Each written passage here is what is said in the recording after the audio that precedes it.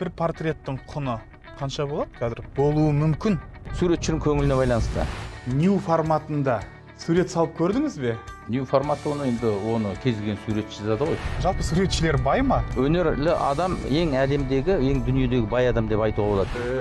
Өзіңменен шаттанып, кірер менің берекем. Журналистика факультеттеріне реформа керек шығар мүмкін. Әрқашанда реформа жасалып отыру керек. Педагогиканың бүгінгі ақсап атқан дүниесі ұшан теңіз мысал үшін. Егер осы әлемде тек суретшілер өмір сүретін болса, ешқандай полицияның қажеті жоқ деп айттыңыз. Сіз үшін ең әдемі сұлу жер қай жер айтыңызшы? Мен өзімнің шеберханам. Өйткені мен суретшімін.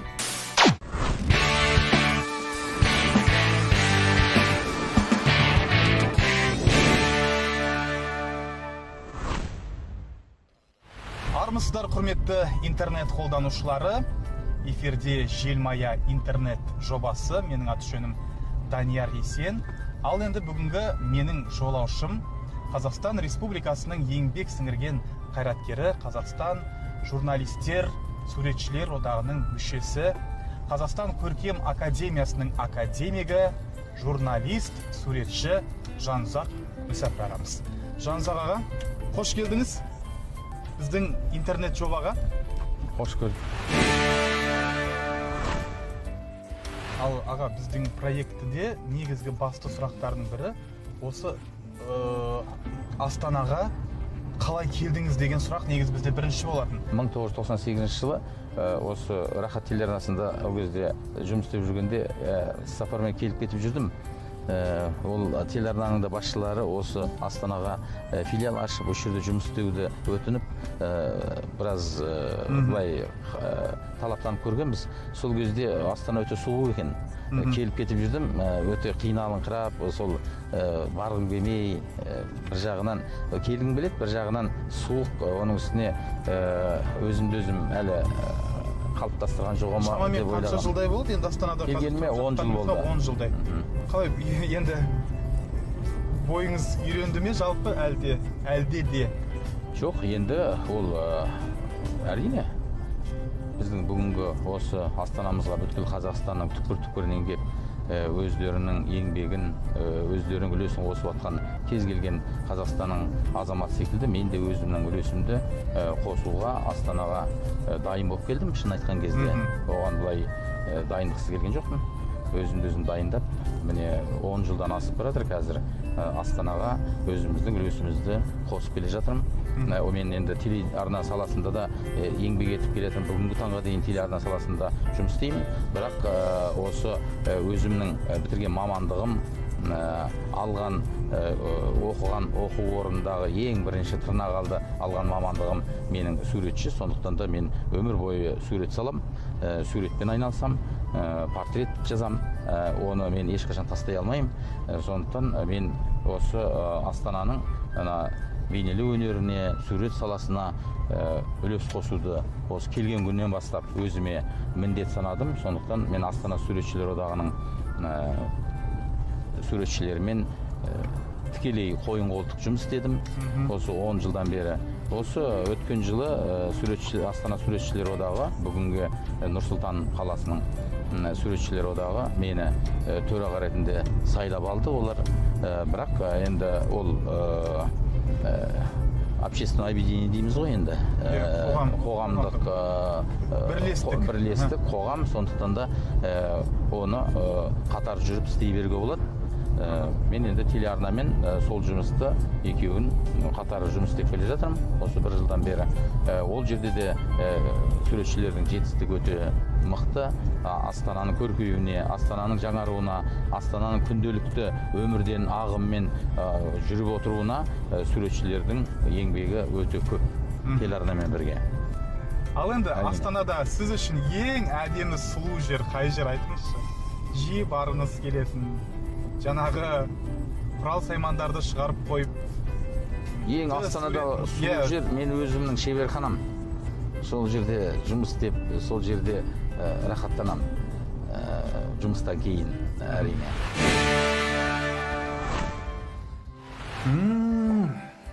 мынау енді кіші бұл мастерство. сіздің жеке әлеміңіз аға. Иә. Жеке әлеміңізге кіруге рұқсат бергеніңізге рахмет сізге. Енді мына жерде түрлі түсті суреттерді көріп тұрмын. Жеке әлеміңіз түрлі түсті суреттерден тұра ма? Иә. Көп жағдайда. Түрлі түсті. Әртүрлі жанрлар дейміз ғой. Әртүрлі картиналар, әртүрлі тақырыптар. Осының бәрі суретшінің ойынан, суретшінің өмірдегі өзінің ойлаған мақсатынан тұрады ғой негізінде. Осында келсеңіз демаласыз. Демаламыз осы жерде шығармашылықпен айналысып, бәрін ұмытып, әлемдегі болып жатқан жағдайлардың бәрін, күнделікті күйбең тіршіліктегі телевидениyaның, суретшілер одағының, ұстаздықтың барлық дүниесін өшіргенді ұмытып, мына ақ полотнаның бетіне қандай жұмысты бастау керек, не жазамын деп соны ойланып, алдын ала толғанып, бірнеше айлар бұрын наброскілер жасап. Қазақстан Республикасы суретшілер одағы бар. Бар, Алматыда. Астана қаласы, былайша айтқанда Нұр-Сұлтан қаласының суретшілер одағы бар. Екеуі екі бөлек одақ па, жоқ әлде? Екеуі бір-біріне қатысы бар ма? Суретшілер одағының филиалы ма сіздікі? Әрине, суретшілер одағы дегеннен кейін, ол енді бұрыннан келе жатқан бүткіл мына кеңестік дәуірде 15 республиканың бәрінде осындай суретшілер одағы болған. Кеңес одағы кезінен бастап. Солдан бері келе жатқан бұл одақ, жазушылар одағы бар, композиторлар одағы бар, журналистер одағы бар. Сол секілді бұл да суретшілер одағы, орталығы негізінде суретшілер одағының Алматы қаласында. Негізінде Қазақстанда 1200-ден астам суретшілер одағының мүшесі бар. Мен де соның бірімін. Бірақ Астананың статусына байланысты, Астана қаласының еліміздің елордасы болғандықтан бұл жердің суретшілер одағы ол Қазақстан суретшілер одағынан бөлек өздерінің отаулары, бөлек жеке қоғамдық орын, қоғамдық кәдімгі өздерінің атқарып жатқан жұмыстары бар. 100-ден аса мүшесі бар, 100-ге жуық жастары бар, жас суретшілері бар. Сонымен 200-ге жуық өзінің кәдімгі қалыптасқан ұжымы бар, үлкен мекеме деп айтуға болады. Жалпы талантты жастар бүгінде Астанаға жиналып жатыр ғой. Аға, мына суреттерді енді, суреттер сөйлесінші енді.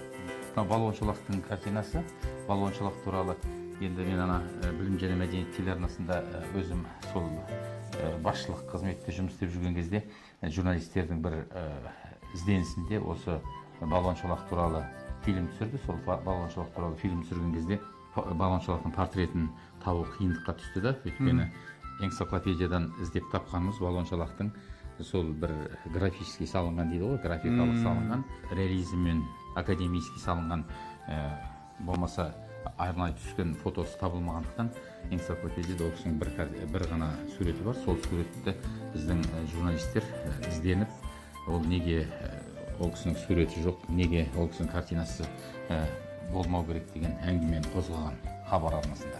Соны мен де ойланып, сол кездерде осыдан 4-5 жыл бұрын осы Балуан Шолақтың картинасын салуға бел будым да.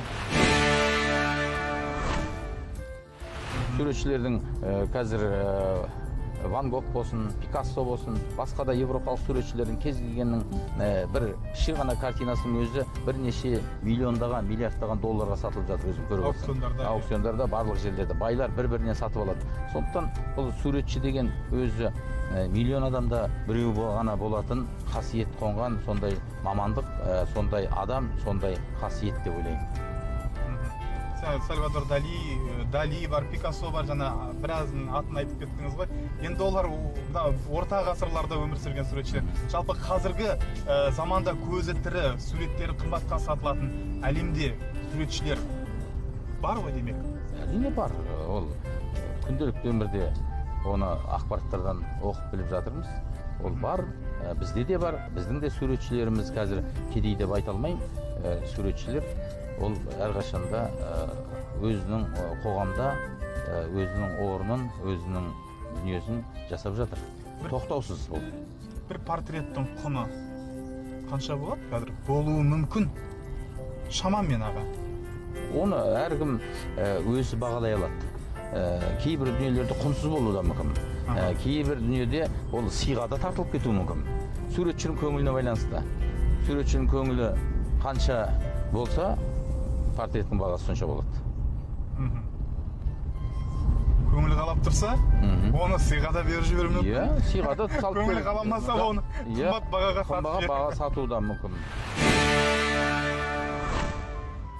Аға, енді мен қарапайым адам ретінде бір нәрсені сұрайыншы сізге. Мен бір қосылған бір деген фильм көрдім. Енді ол фильмде суретші жаңағы аяқ қол істемейтін жаңағы мүмкіндігі шектеулі суретші бір кісі туралы айтылады. Сол кезде бір көрмеге барады.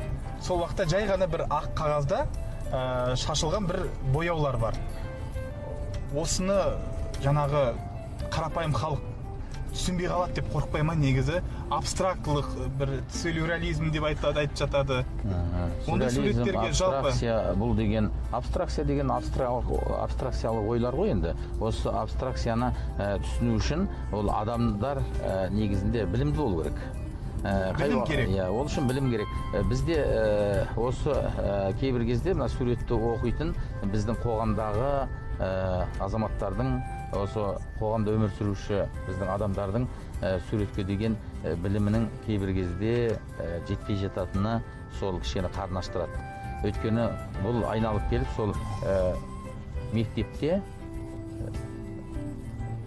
бейнелеу өнерінің пәнінің салғырт оқылуы, болмаса азайып кетуі бүгінгі таңда керек болса, осы бейнелеу өнерінің сабақтарын мүлдем азайтып тастаған. Ал енді бейнелеу өнерінсіз адамның логикасы да, адамның ой өрісі де, адамның әдемілікке деген көзқарасы да оянбайды, өшіп қалуы да мүмкін. Бұл математиканы, физиканы, мүмкін әдебиетті оқытуға болатын шығар, бірақ бейнелеу өнерін олардан да жоғары қойып оқыту керек. Бейнелеу өнерін жақсы оқыған адам, ол барлық пәнді оқиды. Барлық пәнді меңгереді. Өйткені бейнелеу өнерімен айналысқан әлемдегі оның бәрін мен өзім ойдан шығарып, болмаса бір мен суретші болғаннан кейін, ой, суретші сондай деп керемет деп бір мақтанайын деп тұрған жоқпын. Оны өмірдің өзі көрсетіп отыр. Әлемдегі суретшілер, осы жаңалықтарды әкелген адамдардың 90% суретшілер. Мысалы жаңағы тікұшағында Леонардо да Винчидің идеясымен жасалған, соның сызбасымен жасалған, химия болсын, барлық салада бұл суретшілердің араласпаған жері жоқ. Мысалы, бұл суретте тіл жоқ қой. Сондықтан, мысалы, біз кезген мемлекетке ол бір араб мемлекеті бола ма, жоқ әлде Жапон мемлекеті бола ма, жоқ әлде Америка бола ма, Европа бола ма, Қытай мемлекеті бола ма, кезген мемлекетке сен суретшіні апарсаң, суретші сөйлеп қажеті жоқ, ол өзінің картинасын салады да өмір сүріп кете береді. Сондықтан бұл сурет өнерінің кезген жерде орны бар екенін айту керек. Шекарасы жоқ. Шекарасы жоқ.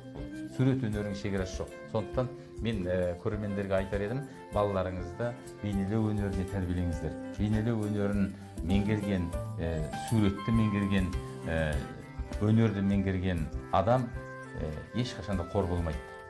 Ол тек қана өзін кезген жерде еркін ұстап, бақытты өмір сүретін адам деп есептеймін. Рахмет аға. Тағы да алғысымызды білдіреміз. Бұл Желмая интернет жобасы. Біздің каналға жазылуды ұмытпаңыздар және лайк басуды ұмытпаңыздар. Келесі кездескенше аман сау болыңыздар.